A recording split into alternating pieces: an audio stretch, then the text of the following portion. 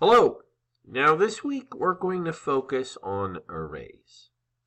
And the thing about arrays are they are a data type. Okay? And they're a very important data type, and a good way to search through an array, a good way to look through an array is actually using your looping structures that we talked about last week. It allows you to kind of use the index, and for those of you that are like, what's he talking about? Don't worry, you can always rewatch this after you dig a little into the items. But it allows you to search through the array one element at a time.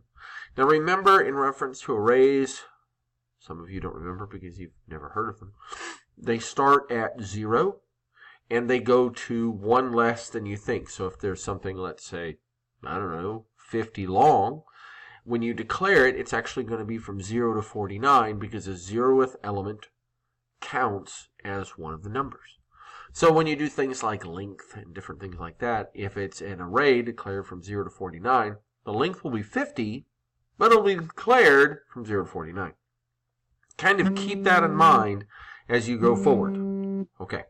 Thank you very much for your time.